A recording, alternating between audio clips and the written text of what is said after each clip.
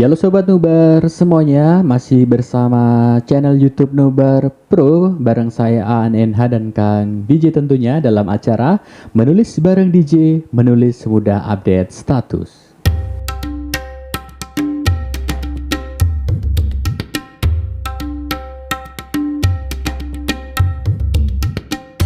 Iya, sekali lagi jangan lupa untuk subscribe, like, komen, dan aktifkan lonceng di bawah ini untuk mendapatkan konten-konten lainnya serta untuk mendapatkan giveaway satu ini berupa kamera Bipro 5 ya Kang ya. Iya, Caranya gampang keren. sekali.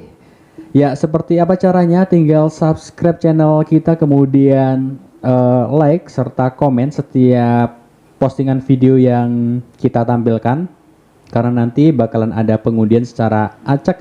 Barangkali Sobat Nubar yang beruntung bisa bawa pulang hadiah kamera Bipro 5 satu ini. Baik, kembali ke laptop Kang ya. Iya, untuk segmen kedua, episode ke-10 ya. Betul ya? Iya, Pembahasan yang kedua tentang materi fiksi, yaitu trik cerpen asik dan menarik. Nah, asik nih kayaknya. Iya. Trik cerpen asik dan menarik. Ada yang nggak asik emang Kang? Ada. Yang monoton biasanya nggak asik. Oh, yang monoton gitu. Iya, nggak Nah, asik biasanya kan. Penasaran seperti apa trik yang bakal disampaikan Kang DJ? Nggak usah berlama-lama. Rahasianya apa aja nih Kang? Iya, baik. Terima kasih Kang An waktunya. Baik Sobat Nubar, hari ini saya akan membahas tentang masalah fiksi, yaitu mengupas tentang cerpen. Mengambil temanya adalah trik cerpen asik dan menarik. Iya. Nah, ini Kang, karena kita cerpen itu kan hanya katanya itu 5.000-an ya, sekitar 5.000-an. Kalau misalnya itu ditampilkan dengan asik dan menarik, orang akan bosan membacanya. Karena Benar itu sih. sebentar ya, paling 10 menit sudah beres atau Sekali 15 duduk menit selesai kan. gitu. Nah, itu Kayak yang di paling koran kan juga setiap kali saya cari koran tuh yang saya cari biasanya cerpen. Bacanya enak, cepat selesainya gitu. Iya itu, dan bisa mengambil suatu titik poinnya ya, bahwa oh ini benar. nih ada titik klimaksnya yang diambil, manfaatnya diambil, dan langsung dapat ada gitu. hiburannya juga diambil seperti itu. Nah, banyak sekali orang menuliskan cerpen bertele-tele Kang. Itu yang membuat saya akhirnya gimana caranya sih kita membuat suatu cerpen, dan cerpen itu menjadikan sesuatu hal yang dibacanya menarik. Dia tidak bertele-tele, dia tidak menampilkan sesuatu setting yang banyak, sesuatu tokoh yang berlimpah ruah, sesuatu konflik yang berkepanjangan tapi tidak berkesudahan, sinetron kalau begitu. Tapi cerpen ini adalah dihadirkan, dia menarik dan asik untuk dinikmati. Bahkan kalau dulu itu saya membaca cerpen itu di Anida ya, di Anida atau dulu itu ada buku cerpen itu yang dari Mizan, dari Mizan itu bukunya kumpulan cerpen itu Ya? itu sangat luar biasa. Jadi kita itu kadang-kadang satu buku itu dibaca berulang-ulang terus karena nggak bosen. Yaitu kalau zaman sekarang itu cerpen itu bisa seperti novelet itu. Jadi settingan tempatnya banyak, tokohnya juga berjubel gitu, konfliknya juga banyak konflik, tapi nggak nyambung si konfliknya, gitu ya. Oke, baik. Nah, baik Sobat Nubar, saya akan berbagi tentang masalah trik menulis cerpen yang asik dan menarik. Yang pertama apa? Yang pertama adalah memahami secara singkat tentang cerpen itu sendiri. Gini, cerpen itu berbeda dengan novelet, apalagi dengan novel, dan berbeda juga dengan fiksi mini. Ini ya. Nah, ini ingat tren tentang fiksi mini. Jadi Sobat Nubar harus tahu dulu bahwa cerpen punya suatu ciri khas. Ciri khasnya apa? Ciri khasnya adalah cerpen itu mengangkat suatu konflik, di mana konflik itu terjadi, pecah langsung solusi. Itu intinya.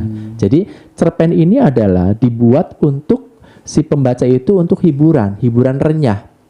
Artinya renyah di sini adalah tidak menguras otak Kang. Beda dengan novel.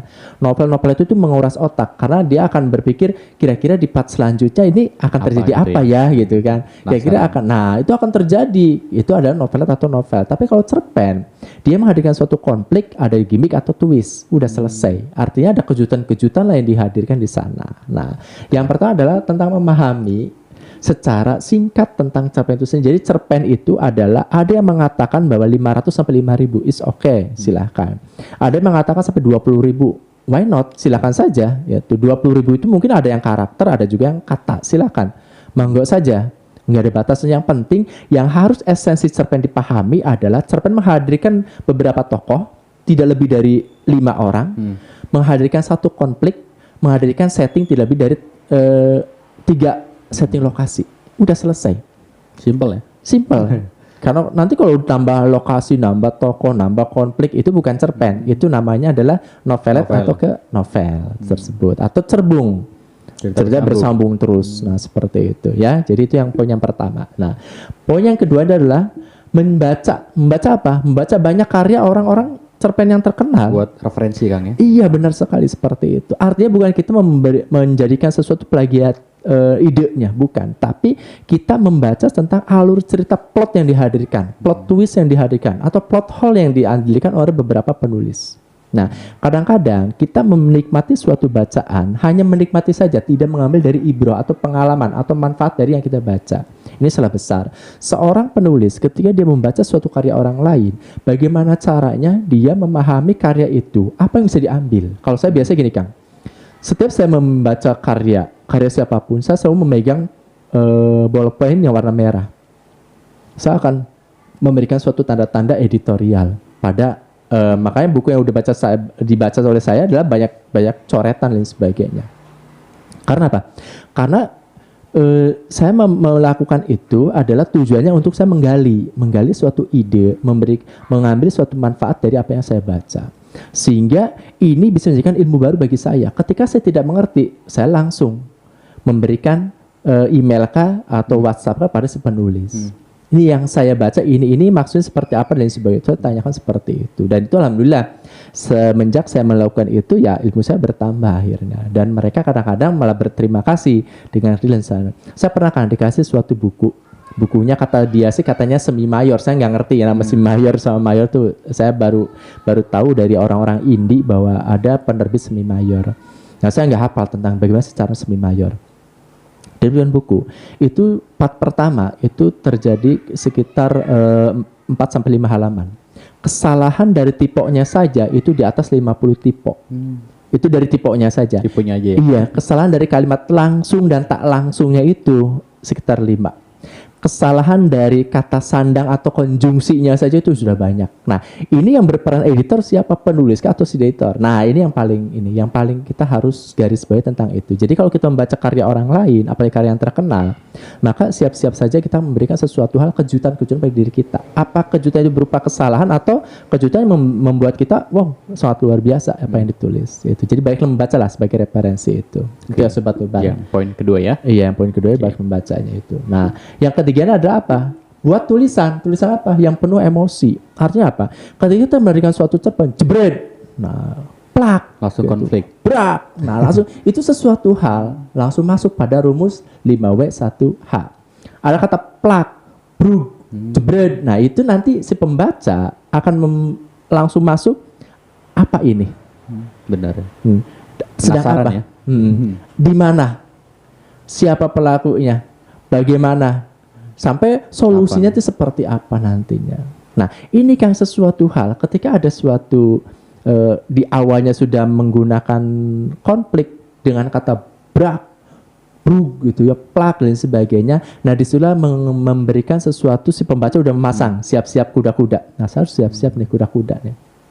Gimana caranya agar saya memahami ini. Nah, inilah sesuatu hal di poin yang ini adalah buat tulisan yang penuh emosi. Artinya apa? Di sini adalah si konflik diutamakan di awal, nah sebagai gimmick nantinya.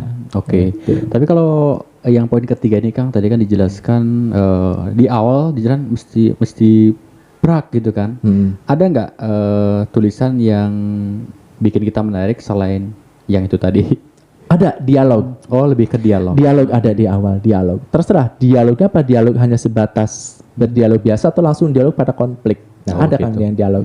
Jangan sampai cerpen di awal dengan prolog perkenalan, basi yang seperti ya? itu. Iya, karena dia bukan novel, dia terbatas pada jumlah kata-kata, Kang. Jadi di sini jangan sampai memperkenalkan Ayu adalah anak gadis bla bla bla, dikenalan nama ibu, nama adiknya, nama pamannya, nama neneknya dan sebagainya. Itu jangan.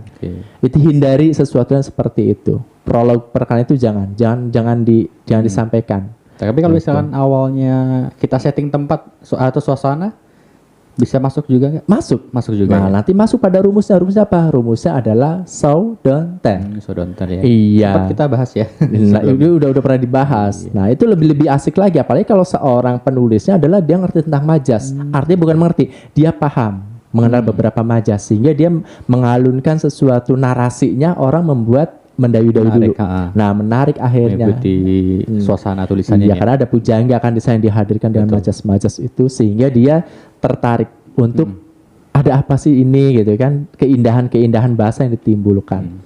Nah, ada juga kan yang ketika di awalnya sudah menggunakan majas itu orang makin nggak ngerti karena pakai majasnya majas udah pakai perbandingan lah, pakai majas pertentangan, kok laksana rembulannya ditentang oleh sang bintang misalnya dan sebagainya. Itu kan emangnya perang Star Wars ya, yang perang bintang gitu kan. Ini sesuatu hal yang jangan terlalu berlebihan, jangan lebay lah seorang penulis itu. Berikan sesuatu hal yang kita ngerti, orang pembaca pun akan paham apa yang kita tulis. Jangan sampai seolah-olah kita adalah orang intelektual menggunakan bahasa-bahasa ilmiah, atau seolah-olah kita seorang sastrawan menggunakan bahasa-bahasa yang majas, orang tidak mengerti tentang majas apa yang kita sampaikan itu. Itu biasanya kalau yang biasanya majas yang terlalu lebay itu biasanya itu majas perbandingan itu Kang, biasanya itu sering. Beda dengan pertentangan seperti itu ya. Kalau perbandingan itu biasanya itu majas terlalu lebay. Orang-orang kita yang lebay, tapi kalau sastrawan tidak. Enggak. Iya, kalau sastrawan ya dia real, murni apa yang dia punya, dan masyarakat mampu dan paham memahami tentang apa yang ditulis oleh kita. Iya. Itu ya yang ketiga ya. Yang ketiga. Oke, lanjut. Nah, selanjutnya adalah Sobat Nubar. Yang keempatnya adalah tentang persempit. Apa yang persempit adalah? Yang persempitnya adalah tentang masalah pembahasan ceritanya tersebut. Jadi ceritanya tadi jangan kemana-mana, gitu ya. Tetap jangan di area situ. Iya, karena gini Kang, cerpen itu jangan lebih dari 5 deh, jangan. Tentang masalah tokoh. Setting tempat jangan lebih dari 3. Mending satu tempat udah langsung konflik, langsung selesai. 3 orang aja tokohnya di sana. Ini persempit tentang masalah ini ya. Pembahasannya itu jangan terlalu melebar. Sehingga begitu ada konflik, langsung tersolusikan, beres. Sudah ada twist, misalkan pakainya twist, kita pakai plot hole twistnya itu langsung dapat.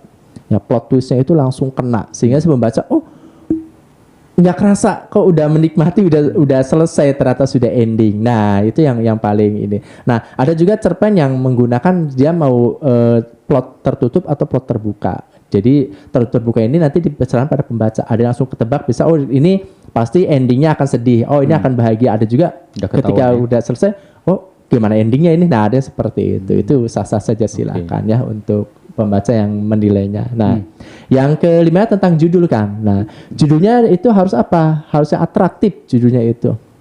Nggak cuman. Jangan panjang-panjang judul cerpen itu. Ya, jangan judul kayak sinetron itu kan panjang gitu ya. Kayak atraksi aja ya. Jadi yang atraktif aja, biar misalkan. lebih menarik pasti. Menarik judulnya itu. Jadi orang itu ketika melihat judulnya sudah penasaran. Ya, emang judul suatu hal yang sangat penting Kang. Ya, benar sekali. Saya dulu baca novelnya tentang Kang Abik itu, yang paling saya berkesan itu Ketika Cinta Berbuah Surga. Terus satu lagi itu Pudarnya Pesona Cleopatra. Itu judulnya menarik gitu kan. Yang saya Pesona Cleopatra ada menceritakan tentang gadis Mesir, ternyata kan gadis Indonesia yang diceritakan. Nah, ini sesuatu hanya luar biasa. Padahal novelet tapi luar biasa gitu. Nah, itu yang ke 5 ya. Nah, ya Sobat Nubar, yang keenamnya adalah tentang masalah ini. Tip tentang trik cerpen asik dan menarik itu adalah apa itu? Edit ceritanya. Ya, edit ceritanya. Di edit cerita ini maksudnya gini Kang. Jadi kita menulis beberapa panjang lebar sebuah cerita, potong-potong deh. Ya, mulai kita seleksi tentang sesuatu hal, ada nilai poin, ada poin-poin yang bisa kita ambil, yang di mana si poin-poin ini menjadikan sesuatu kunci, kata kunci pada suatu cerpen. Ini edit tulisan atau kalimat? Kalimat. Kalimatnya. Nah, yang diedit. Jadi misalkan kalimatnya kalimat yang rancu dan sebagainya, membuat orang kan tidak nyaman ya biar dengan kalimat mudah itu. dipahami. Nah, mudah dipahami. Karena ini kan cerpen. Cerpen itu kan terbatas kata-katanya. Jadi ini yang harus dipahami. Nah, Sobat Nubar, mudah-mudahan setelah menonton dari Nubar Pro ini semakin paham membuat cerpen, bukan sedang membuat novelet atau membuat novel. Itu yang tujuannya Kang. Itu ya. Ada 6 poin yang disampaikan Kang DJ tentang trik cerpen asyik dan menarik. Apa saja tadi? Saya ulangi kembali. Yang pertama, memahami secara singkat tentang cerpen. Yang kedua, membaca banyak karya cerpen yang terkenal. Yang ketiga, buat tulisan yang penuh emosi. Yang keempat, persempit pembahasan cerita. Yang kelima, judul dan cerita yang atraktif. Yang terakhir atau keenam, edit edit cerita cerpen. Seperti itu Kang ya. Iya. Iya, terima kasih Kang atas tips dan triknya, dan terima kasih buat Sobat Nubar yang sudah nonton acara ini. Sekali lagi jangan lupa subscribe-nya, like dan komen, serta aktifkan lonceng di bawah ini untuk mendapatkan konten-konten lainnya seputar tips dan trik menulis, dan juga dapetin hadiah kamera Bipro 5-nya. Caranya seperti apa? Bisa dibaca di bagian deskripsi juga ya. Oke, jangan kemana-mana, nanti kita bakal lanjut ke sesi berikutnya Kang ya. Iya, benar sekali, Kang. Terima kasih.